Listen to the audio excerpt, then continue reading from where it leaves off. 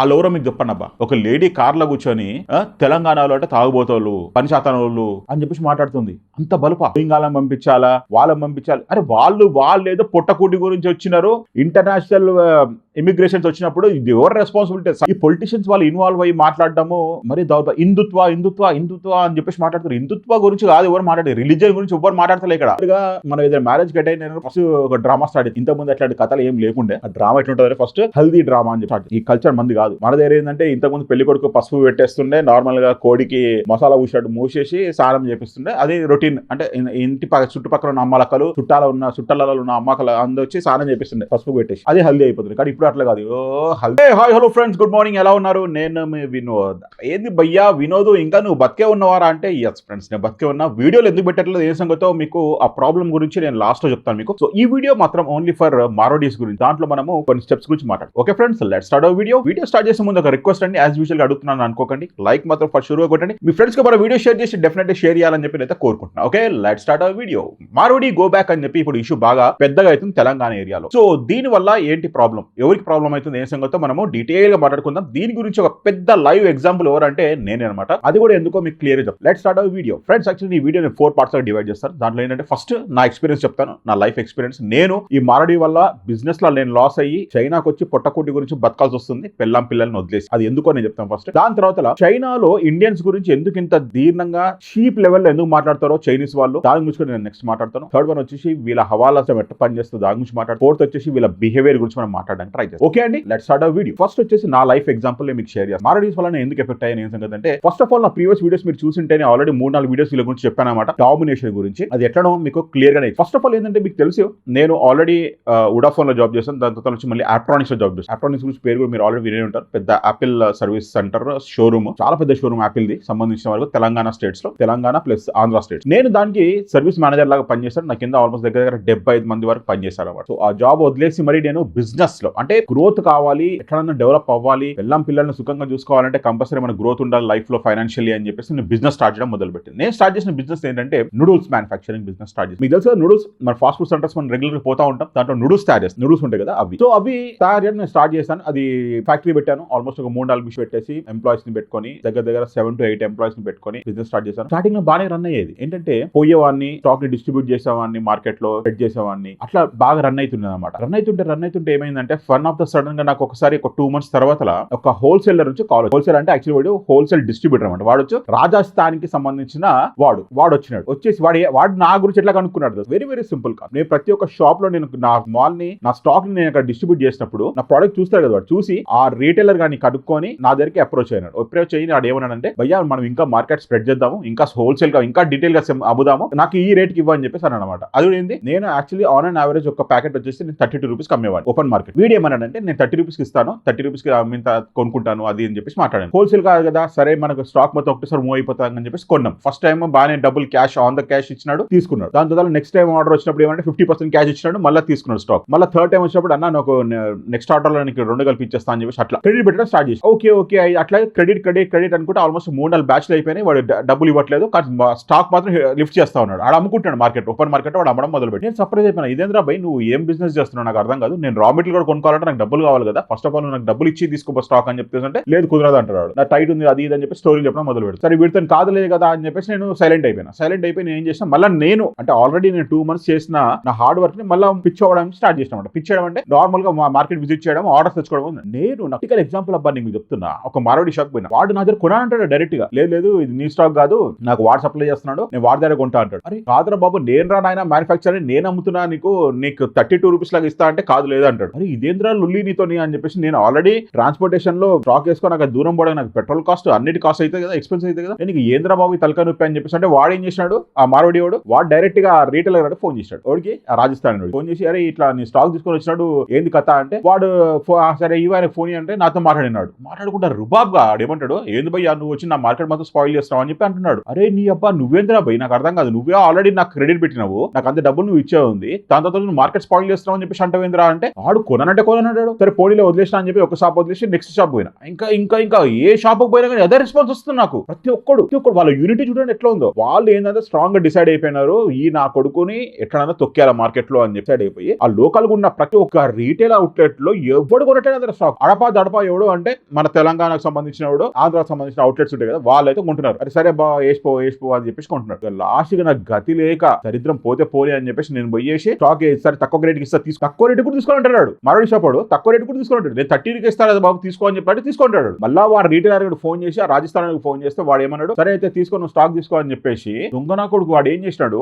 వాడేమో 32 రూపీస్ లాగా యాక్సెప్ట్ చేసినాడు వీడి దగ్గర. అంటే రాజస్థాన్ వాడి దగ్గర ఈ మరోడి వాడు 32 రూపీస్ దగ్గర తీసుకున్నాడు. నేను 30 రూపీస్ ఓన్ ఫ్యాక్టరీకి మ్యానుఫ్యాక్చర్ నేను ఇస్తా అంటే తీసుకోలేదు వాడు. నాకేమో 30 రూపీస్ ఇచ్చి ఆడ 2 రూపీస్ మార్జిన్ వాడికి ఇచ్చేసినాడు. ఇది చూడు వాళ్ళ యూనిటీ అనేది. అట్లా చేసి క్రెడిట్ అయ్యి నేను మొత్తం బిజినెస్ సంకనాగిపోయి పొట్టబట్టుకొని చేరాకొచ్చి బతకాల్సి. అది దౌర్భాగ్యమైన కథ. కానీ ఆల్మోస్ట్ 1.5 year నాకు తెలిసిపోయిందబ్బా, ఈ నా కొడుకులు ఈ మార్కెట్ లో మనని ఎస్టాబ్లిష్ కానియరు, ఏ లెవెల్ కన్నా దిగజారిపోయి మనం తొక్కిపోతారు. ఎందుకంటే వాళ్ళకు ఉన్న యూనిటీ అట్లాంటిది. వేరేవాడు మార్కెట్ లో స్ప్రెడ్ అవ్వద్దు అంటే మనం వాడిని తొక్కాలంటే ప్రతి ఒక్క అవుట్లెట్ వాళ్ళదే ఉంటుంది కదా. Maximum Telangana area, Andhra area, ఏ ఏరియాలో చూడండి మీరు, చిన్న అవుట్లెట్స్ అన్ని వాళ్ళే ఉంటాయి. వాడు మనల్ని సపోర్ట్ చేయడం, ఎంకరేజ్ కూడా చేయడాడు. అట్లా ఉంటుంది అన్నమాట కథ. మన నాశనం కాదు. నెక్స్ట్ వచ్చేసి చైనాలో మన ఇండియా పరువు ఎందుకు పోయింది, ఏం కథనో మీకు క్లియర్ గా. ఇది కూడా చాలా ఇంట్రెస్టింగ్ కాన్సెప్ట్. వీళ్ళు మనము ఎప్పుడు ఎజమ్ చేస్తూ ఉంటాం ఏంటంటే చైనా ప్రొడక్ట్స్ వర్స్ట్ క్వాలిటీ ఉంటాయి, అది ఉట్టేనే టప్ అని ఇరిగిపోతాయి, లైఫ్ ఎక్స్పైర్ ఎక్కువ ఉండదు, ఎక్కువ పని చేయదు, అది ఇదని చెప్పేసి మనం మాట్లాడుకుంటాం. మన ఇమాజినేషన్ అది సెట్ అయిపోయింది. ఎటు సెట్ అయిపోయింది? Very very simple concept. ఏ ప్రోడక్ట్ అన్న మ్యానుఫ్యాక్చర్ చేయడానికి కావాల్సింది మనకు machinery plus man power, right? మన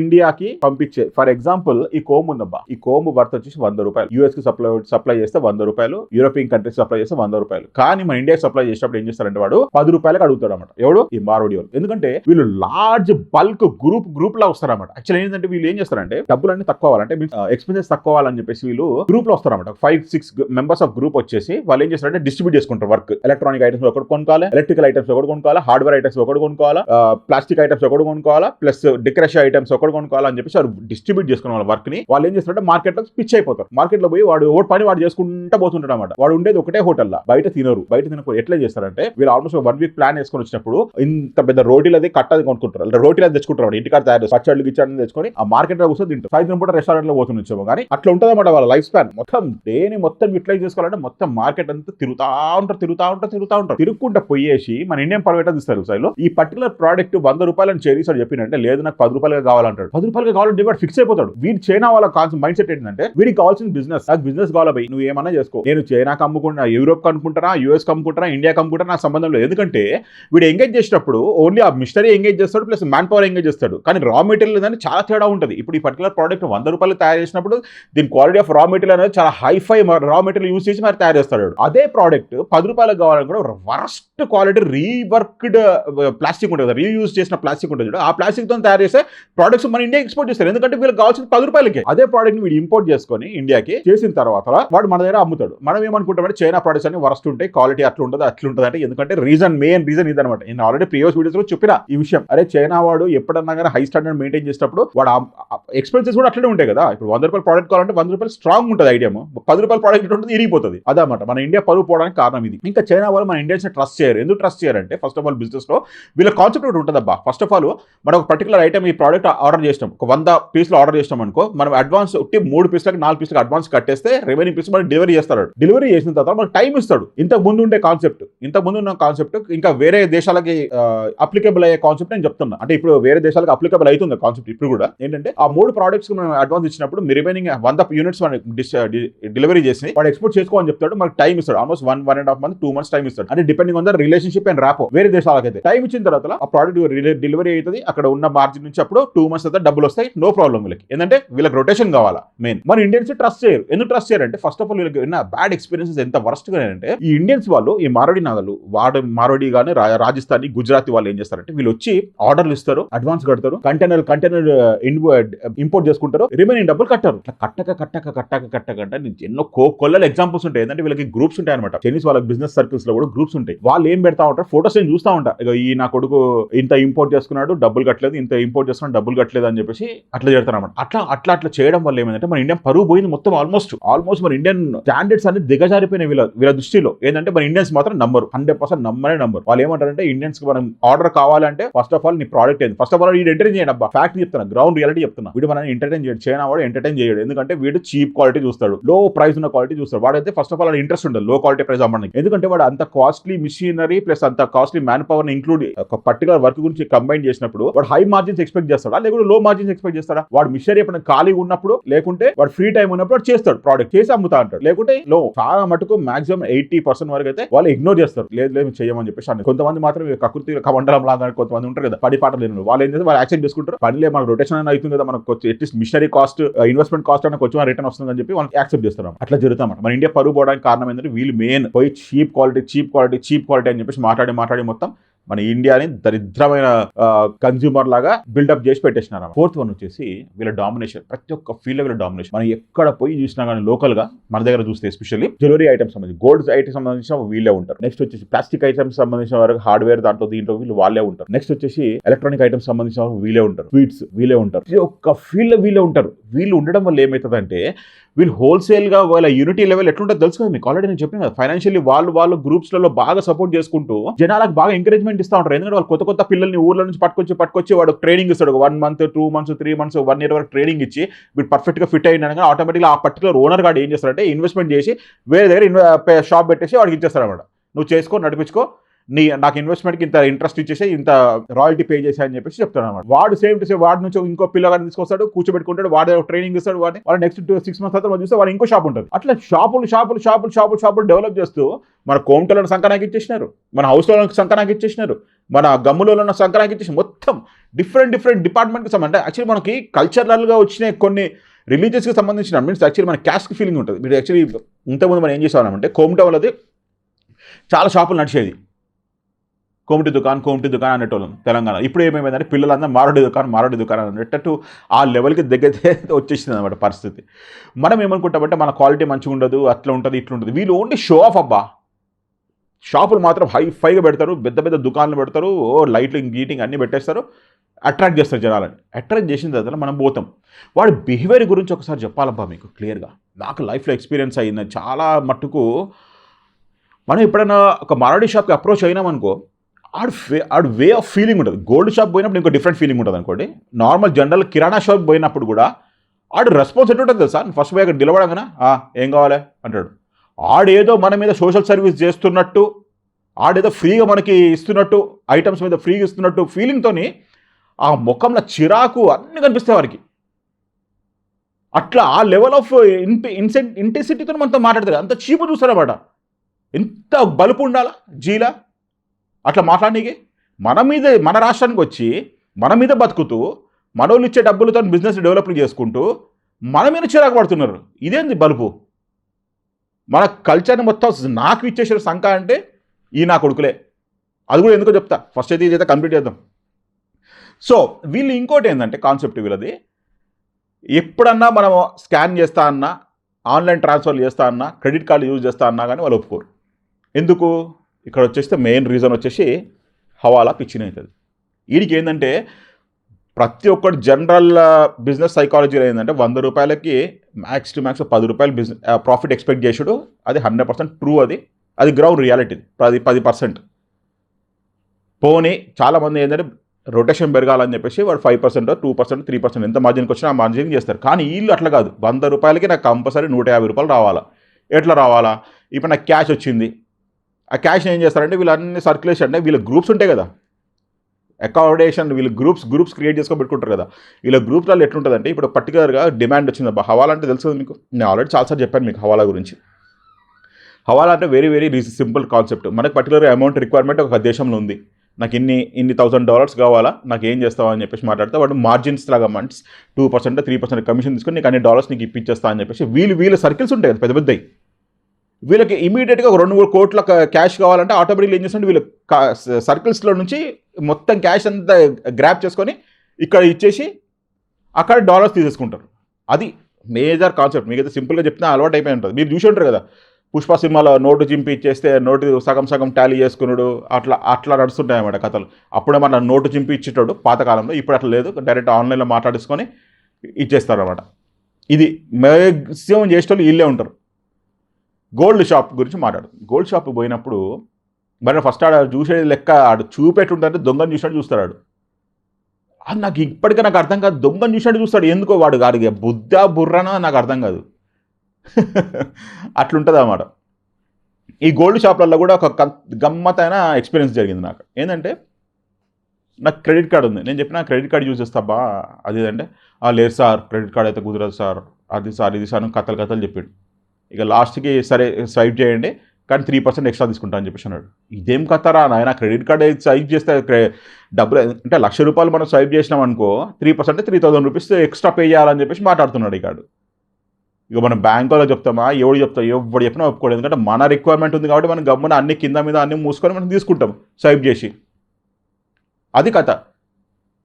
ప్రతి దగ్గర చూడు వాళ్ళు చెప్పినదే నడవాలా. మనం ఏం చెప్పినా వాడు వినడాడు. వాడు చెప్పినదే నడవాలా. ఫైనాన్సింగ్ బిజినెస్లో వాళ్ళే ఉంటారు. వాడు ఇక రక్తం బిల్డి మరి డబ్బులు వసూలు చేస్తాడు ఫైనాన్సింగ్ బిజినెస్ అయితే. మీకు తెలుసు కదా, గోల్డ్ తాకట్టు పెట్టిన మనం పోయినప్పుడు ఆడు ఏం చేస్తాడు తెలుసా, ఫస్ట్ ₹1,00,000 మనము గోల్డ్ ఇచ్చినట్టే ఆల్మోస్ట్ ₹1,00,000 2 లక్షల రూపాయలు వర్తున్న గోల్డ్ తీసుకొని ₹1,00,000 ఇస్తాడు. దాంట్లో కూడా ఈ దౌర్భాగ్యం ఎట్లుంటుందంటే దాంట్లో కూడా ఫస్ట్ ఇంట్రెస్ట్ కట్ చేసుకుంటాడు. ఇంట్రెస్ట్ 2.5% జనరల్గా ఉంటుంది, లేదా 2.5 అట్లా ఉంటుంది. మన డిమాండ్ బట్టి ఉంటుంది అనమాట. ఆ ₹2,000 కట్ చేసుకుని 98,000 ఇస్తాడు. అట్లుంటుంది అనమాట. అంటే ఆ పర్టికులర్ 2,000 కూడా వీడు మస్ట్ నెక్స్ట్ పర్సన్కి ఇచ్చి దాంట్లో కూడా ఇంట్రెస్ట్ సంపాదించుకుందామని. అంటే ఇంట్రెస్ట్ మీద ఇంట్రెస్ట్, కాంపౌండింగ్ అట్లుంటుంది ఆ లెవెల్ ఆఫ్ బిజినెస్. అర్థమైందా? సో అదబ్బా సిచ్యువేషన్. ఇంకా నేను వీడియోస్ ఎందుకు పెట్టట్లేదంటే సింపుల్ కాన్సెప్ట్, బద్ధకం ఎక్కువైపోయి వీడియోస్ పెట్టట్లేదు అనమాట. అదే. సో హోప్ఫుల్లీ మీకైతే అర్థమైంది అనుకుంటారు. ఇప్పుడన్నా కొంచెం మనం యూనిటీ చూపించాలా, మన వాళ్ళని సపోర్ట్ చేయాలా, మన కోమిటోళ్ళని కానీ మన హౌస్లోళ్ళని కానీ అట్లీస్ట్ మన మగ్గాలు వేసేవాళ్ళని కానీ వాళ్ళని వీళ్ళని మనం సపోర్ట్ చేసి ఎంకరేజ్ చేస్తే మంచిగా ఉంటుంది అని చెప్పేసి నేనైతే కోరుకుంటున్నా. సో ఈ మూమెంట్ అయితే కరెక్టే జరుగుతుంది అంటే అంతే కదా, కరెక్టే కదా. ఇప్పుడు ఎందుకంటే వాళ్ళు కొట్టే అంత పరిస్థితికి వచ్చేసిందంటే వాళ్ళ బల్బ్ ఎంత ఉంటే ఏ లెవెల్ వరకు రీచ్ అయిపోయి ఉండొచ్చు. మనం ఫైట్ చేస్తాం అని చెప్పేసి ఇంకా నా దౌర్భాగ్యానికి ఏమైపోయిందంటే అన్ఫార్చునేట్లీ కొంతమంది నేను ఎంతో రెస్పెక్ట్ ఇచ్చే బీజేపీకి సంబంధించిన పార్టీ లీడర్స్ కూడా వీళ్ళని సపోర్ట్ చేస్తూ మాట్లాడుతున్నారంటే ఏందో నాకు అర్థం కావట్లా. వాళ్ళు ఎవరో మీకు చెప్పండి అబ్బా. ఒక లేడీ కార్లో కూర్చొని తెలంగాణలో అంటే తాగుబోతోళ్ళు, పని శాతం వాళ్ళు అని చెప్పేసి మాట్లాడుతుంది. అంత బలుపా అంటే తెలంగాణలో అంటే ఎట్లా కనిపిస్తారు మీకు? ఇంకో లేడీ వచ్చేసి రోహింగ్యాలను పంపించాలా, వాళ్ళని పంపించాలి. అరే వాళ్ళు ఏదో పొట్టకూటి గురించి వచ్చినారు. ఇంటర్నేషనల్ ఇమిగ్రేషన్స్ వచ్చినప్పుడు ఇది ఎవరు రెస్పాన్సిబిలిటీ? సెంట్రల్ గవర్నమెంట్ సంబంధించిన రెస్పాన్సిబిలిటీ. అది మేమేం చేస్తాం దాని గురించి? వాళ్ళు కదా ఫిల్టర్ చేయాల్సింది, వాళ్ళు కదా పట్టుకోవాల్సింది. వాళ్ళ గురించి మాట్లాడతలే, మనం ఏదో తప్పు చేస్తున్నట్టు వాళ్ళు పంపించాలని చెప్పి మాట్లాడుతుంది. స్టేట్ గవర్నమెంట్ గురించి మాట్లాడుతుంది ఆమె, బేసిక్ కామన్ సెన్స్ లేకుండా. ఇంకో సార్ అయితే నేను ఎంతో రెస్పెక్ట్ ఇచ్చే sir, BJP leader, central minister, assistant minister అనుకుంటా, ఆయన వచ్చేసి వాళ్ళని సపోర్ట్ చేయాలి అది అని చెప్పేసి మాట్లాడుతున్నారు. ఎందుకంటే ఈ పొలిటీషియన్స్ వాళ్ళు ఇన్వాల్వ్ అయ్యి మాట్లాడడము మరి హిందుత్వ అని చెప్పేసి మాట్లాడుతారు. హిందుత్వ గురించి కాదు ఎవరు మాట్లాడేది, రిలీజియన్ గురించి ఎవరు మాట్లాడతలే. ఇక్కడ కల్చరల్ బిహేవియర్ గురించి మాట్లాడుతున్నారు. మన కల్చర్ని మొత్తం నాకిపిచ్చేసిన సంఖ. అంటే మీరు ఇప్పుడు ఈ మధ్య కొత్తగా చూస్తున్నట్టు వచ్చేమో, రెగ్యులర్గా మనం ఏదైనా మ్యారేజ్కి అటెండ్ అయినప్పుడు ఫస్ట్ ఒక డ్రామా స్టార్ట్ అవుతుంది. ఇంతకుముందు అట్లాంటి కథలు ఏం లేకుండే. ఆ డ్రామా ఎట్లుంటుంది, ఫస్ట్ హల్దీ డ్రామా అని చెప్పి స్టార్ట్ చేస్తారు అనమాట. ఈ కల్చర్ మంది కాదు. మన దగ్గర ఏంటంటే ఇంతకుముందు పెళ్లి కొడుకు పసుపు పెట్టేస్తుండే, నార్మల్గా కోడికి మసాలా పూసినట్టు మూసేసి స్నానం చేపిస్తుండే. అది రొటీన్. అంటే ఇంటి చుట్టుపక్కల ఉన్న అమ్మలక్కలు, చుట్టాలలో ఉన్న అమ్మకలు అందరూ వచ్చి స్నానం చేపిస్తుండే పసుపు పెట్టేసి. అది హల్దీ అయిపోతుంది. కానీ ఇప్పుడు అట్లా కాదు.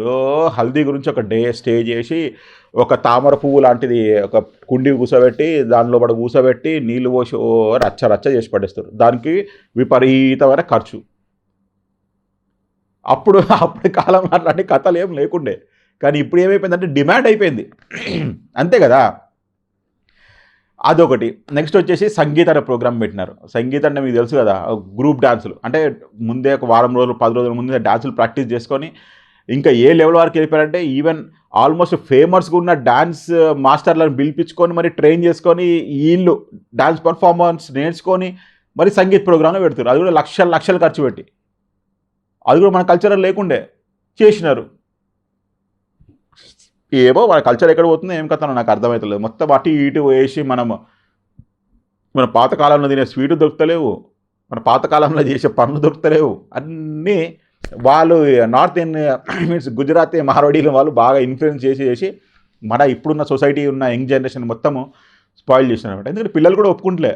నాకు ఏదైనా ఫంక్షన్ కావాలంటే కంపల్సరీ అట్లా చేయాలా, ఆ లెవెల్లో చేయాలి, ఈ లెవెల్లో చేయాలని చెప్పేసి డిమాండ్ చేసి మరి వాళ్ళ ఉన్న ఇంటెన్షన్ని క్లియర్ చేసుకుంటా ఉన్నారు అనమాట. అట్లా ఉంది పరిస్థితి. మనం ఏం చేస్తాం, దాని గురించి మనం బాధపడాల్సి వస్తుంది. ఎందుకంటే మనము పిల్లల గురించే కదా మనం అంత కష్టపడ్డా కానీ ఏం చేసినా కానీ. సో ఇప్పుడు వాళ్ళ డిమాండ్స్ ఏమున్నాయి, ఇట్లా ఉన్నాయి కాబట్టి మనం ఫుల్ఫిల్ చేయాలంటే లక్షలు మనం స్పెండ్ చేయాల్సి వస్తుంది.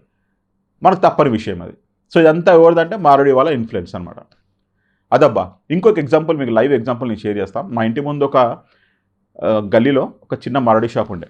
దాంట్లో వాళ్ళ కొడుకు అంటే యాక్చువల్లీ మారుడి ఫ్యామిలీ వచ్చేసి మేమున్నప్పుడు, అంటే నాకు కొత్తగా మ్యారేజ్ అయినప్పుడు సెటిల్ వచ్చినారు వాళ్ళు బాగానే డెవలప్ అయినారు. 7 years 8 yearsకి బాగానే డెవలప్ అయినారు. వాళ్ళ కొడుకుని చూస్తున్న చిన్న బచ్చవాడు ఉన్నాడు. ఆడు బాగా ఎడ్యుకేషన్లో చాలా షార్ప్. ఆడు మా ఇంటి దగ్గర ఒక స్కూల్ ఉంది. ఆ స్కూల్లో నంబర్ 1 స్టూడెంట్ ఆడు. వాడికి 10th క్లాస్లో వాడికి మార్క్స్ ఆల్మోస్ట్ ఎంత 99% వచ్చింది. వాడికి వచ్చినప్పుడు ఏంటంటే ఒక స్కూల్ దగ్గర బ్యానర్ పెడతారు కదా జనరల్గా పిల్లల గురించి. ఆ బ్యానర్ పెట్టినారు. ఆ బ్యానర్లో ఆడ పేరు ఆడ ఫోటో కనిపించింది. చూస్తే 99 అంటే first in the class school అనేసి. నేను పోయి వాడిని జనరల్గా నెక్స్ట్ 2-3 days, అంటే ఆ ఫోటో చూసిన తర్వాత నేను 2-3 days తర్వాత నేను పోయినా షాప్కి. పోయినప్పుడు అటు కూర్చొని దందా చేస్తున్నాడు, డబ్బులు ఇస్తున్నాడు, ఇస్తున్నాడు, తీసుకుంటున్నాడు. కిరాణా స్టోర్ అది. నేను అడిగిన, అరే ఏంటబ్బా నీకు 99% వచ్చింది, అంత హై చదువుకుంటున్నావు కదా, ఫస్ట్ క్లాస్ వచ్చినావు కదా క్లాస్లో, ఏమైంది, నువ్వు కాలేజ్ జాయిన్ కావాలంటే లేదన్నా జాయిన్ కాలేదు అన్నాడు. అదేంద్రా అన్న. లేదన్నా మా డాడీ నాకు వేరే షాప్ పెట్టేస్తుండు, అక్కడ మా ఇంటి దగ్గర మోలాలి షాప్ పెట్టేస్తున్నా, అక్కడ పోతున్నాం అని చెప్పేసి అన్నాడు. ఒరిని అమ్మ ఇదేంద్రా అంత మంచి చదువుతున్నావు, నువ్వు మంచి చదువుకోకుండా షాప్ పెట్టిస్తాను అంటాడంటే, లేదన్నా మా డాడీ వాళ్ళు ఒప్పుకుంటలేరు అని చెప్పేసి అన్నాడు. చూసారా వాళ్ళ థాట్ ప్రాసెస్, వాళ్ళ మైండ్ సెట్ ఎట్లుందో. మనం ఏమి ఎప్పుడన్నా కానీ మన పేరెంట్స్ మనం ఎట్లా ఎంకరేజ్ చేస్తారు సార్, చదువుకోవాలా, మంచి మార్కులు తెచ్చుకోవాలా, వేరే పెద్ద కంపెనీలో జాబులు చేయాలి, జాబు గురించి మనం మాట్లాడతాం. మన పేరెంట్స్, మన సొసైటీ ఎట్లా మాట్లాడతారు, నువ్వు ఏం జాబ్ చేస్తున్నావు అంటారు. కానీ నువ్వు ఏం బిజినెస్ పెట్టుకుంటున్నావు అని చెప్పేసి ఎప్పుడు మన యంగ్స్టర్స్ని మనం ఎంకరేజ్ చెయ్యము. అది మన దౌర్భాగ్యం అనేది అన్నమాట. సో హోప్ఫుల్లీ మీకైతే కోరిలేట్ అయింది కదా రిలేషన్ ఎట్లుందో. వాడు ఫస్ట్ క్లాస్ వచ్చినా కానీ వాడిని బిజినెస్ గురించి వాడిని ఫాదర్ డైవర్ట్ చేస్తుంది, కానీ జాబ్ గురించి వాడిని ఎంకరేజ్ చేస్తారు. మన దగ్గర ఏంటంటే దౌర్భాగ్యము, మన దగ్గర డబ్బులు లేకపోయినా కానీ మన చిన్నప్పటి నుంచి మన డిఎన్ఏలో ఫీడ్ చేసిందంటే మనం జాబ్ గురించి మనం వెంపర్లాడాలి, కానీ బిజినెస్ గురించి ఎప్పుడు మనం ఆలోచించొద్దు అని చెప్పేసి మన పేరెంట్సే, మన ఫోర్ ఫాదర్స్ మనని సబ్సిడైజ్ చేస్తూ వస్తున్నారు అనమాట. అది హోప్ఫుల్లీ మీరు అర్థం చేసుకోవాలని చెప్పి నేను అనుకుంటున్నా. సో ఈ మారడీస్ వల్ల ఎఫెక్ట్ అవుతుంది, కొట్టే వారికి వచ్చింది అంటే ఇలా బల్బుకే కారణం. ఎందుకంటే బాగా విపరీతంగా డబ్బులు సంపాదించేసి జీరో బిజినెస్లు చేసుకుంటూ మనకి ఏ బిజినెస్లో కానీ మనం ఎప్పుడన్నా వాడి దగ్గర ప్రోడక్ట్స్ కొన్నప్పుడు వాడు బిల్లు మాత్రం వాడు రాయడు. అంటే అఫీషియల్ బిల్లు నేను చెప్పేది. నువ్వు ఏ హార్డ్వేర్ షాప్కి పోయినా, ఎలక్ట్రానిక్ షాప్కి పోయినా కానీ వాడు నార్మల్గా కొటేషన్ ఇచ్చే నార్మల్ చిత్తు కాగితం ఉంటుంది చూడ, ఆ పేపర్ మీద రాసిస్తాడు బిల్లు. కానీ నీకు నార్మల్ మంచి ప్రొఫెషనల్ బిల్లు మాత్రం ఎప్పుడు వాడు రాసియాడు. ఆ బిల్లు రాసిస్తా అంటే వాడు డైరెక్ట్ నేను చెప్పేది ఏంటంటే ఇంత పర్సెంటేజ్ పెరుగుతుంది కంపల్సరీ బిల్లులో అని చెప్పి అంటాడు. అదనమాట. అంటే వాడు జిఎస్టీ అన్ని ఏ ట్యాక్స్లు ఉన్నాయో ఆ ట్యాక్స్ అన్ని బిల్లులో ఇంక్లూడ్ చేసి నీకు ఇస్తా అంటాడు. అంతేగాని ఆ బిల్లు మాత్రం వాడు రాయడు. ఎందుకంటే మొత్తం జీరో మాల్గా వాడికి రావాల్సింది. కార్డు స్వైప్ చెయ్యడు, యూపీఐ పేమెంట్ యూజ్ చెయ్యడు. ఎందుకంటే వాడికి హార్డ్ క్యాష్ కావాలా హవాలా చేసుకోవడానికి. అది వాళ్ళ బిజినెస్ సర్కిల్, వాళ్ళ సొసైటీ, ఫైనాన్షియల్లీ వాళ్ళు ఎంకరేజ్ చేసుకుంటూ మనం ఎట్లా తొక్కేస్తారో ఏ సంగతో మీకైతే నేను క్లియర్గా ఎక్స్ప్లెయిన్ చేయడానికి ట్రై చేసిన. సో హోప్ఫుల్లీ మీరైతే అర్థం చేసుకుంటారని చెప్పి నేను అనుకుంటున్నాను. ఓకే అండి, మీకు కనుక నా ఎక్స్ప్లెనేషన్ నచ్చినట్టయితే డెఫినెట్లీ లైక్ మాత్రం ఫస్ట్ షురూ అవుతుంది. మీ ఫ్రెండ్స్కి మన వీడియో షేర్ చేసి మన ఛానల్ మాత్రం సపోర్ట్ చేయాలని చెప్పి నేను కోరుకుంటున్నాను. ఓకే అండి, by by, have a nice day, జై హింద్.